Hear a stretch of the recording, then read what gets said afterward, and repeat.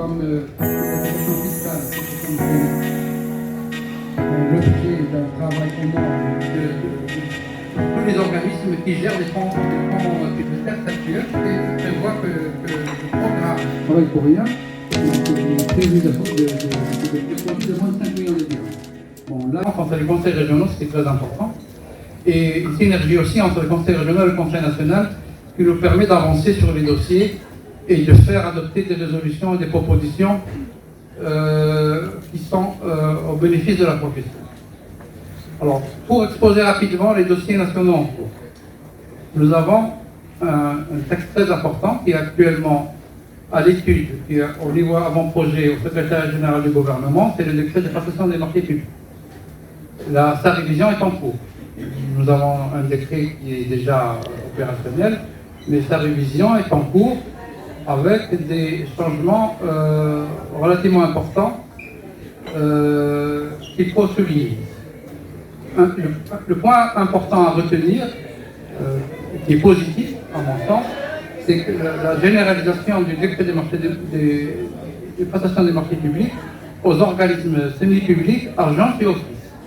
Donc les agences, les organismes semi-publics, les agences et les offices seront soumis, si le texte passe dans sa forme actuelle, seront soumis au décret des marchés publics.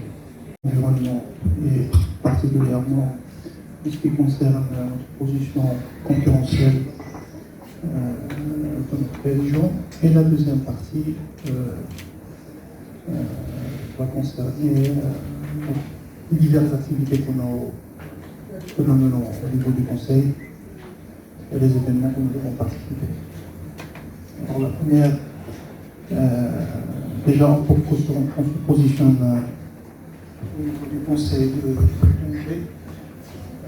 Tanger est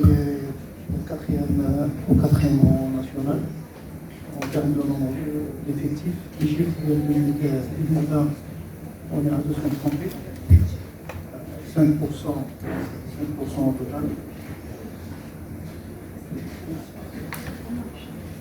5%, pratiquement 5,5% de nombre d'effectifs au niveau national. Et avec une évolution par rapport à 2017, l'évolution de nombre d'effectifs de 8,2%. On est réparti à quasi un architecte par 10 000 habitants. Alors, avec 10 000 habitants par rapport au recensement de la population du Maroc de 2014. Et on est réparti à 3 architectes par 100 km².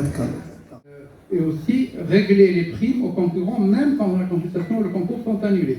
C'est prévu dans le texte actuel, le texte du DLP qui est actuellement en discussion au niveau du secrétaire général. Il y a déjà une chose très importante, on a essayé de moderniser le code de devoir professionnel et de le rendre à jour de la législation actuelle et de nos méthodes de travail actuelles. Par exemple, il est prévu dans le code de devoir professionnel de faire appliquer l'article 8 de la loi 104/12 qui interdit formellement de pratiquer des honoraires inférieurs au coût de réalisation de la tâche correspondante.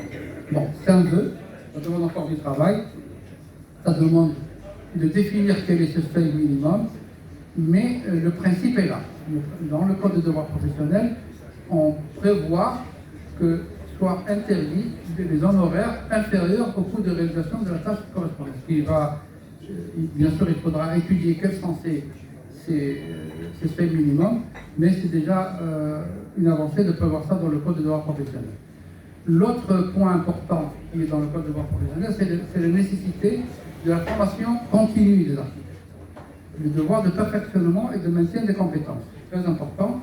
Notre métier évolue rapidement, il se complexifie, il y a des aspects chaque fois plus complexes et plus variés.